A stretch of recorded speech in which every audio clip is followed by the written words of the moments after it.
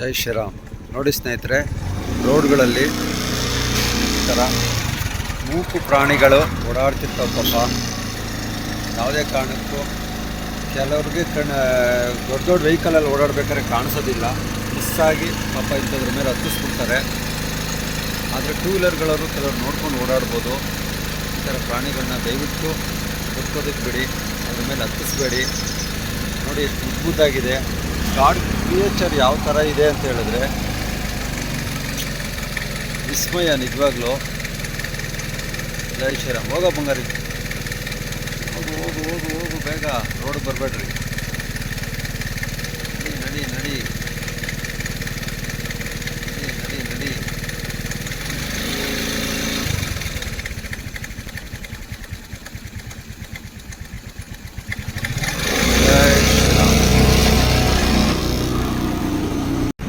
ಜೈ ಶ್ರೀರಾಮ್. ಎಲ್ರಿಗೂ ನಮಸ್ಕಾರ.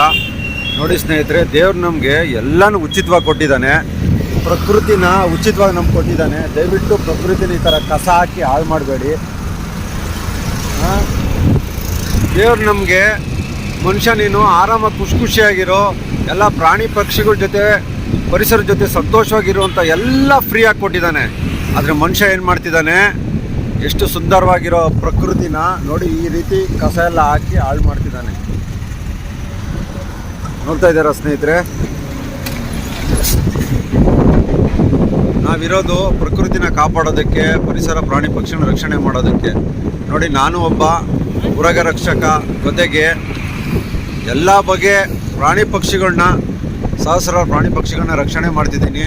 ನಾನು ಹೇಳೋದೇನು ಅಂತ ಹೇಳಿದ್ರೆ, ಪ್ರಕೃತಿ ಪ್ರಾಣಿ ಪಕ್ಷಿಗಳನ್ನ ಆದಷ್ಟು ಚೆನ್ನಾಗಿ ಕಾಪಾಡಬೇಕು.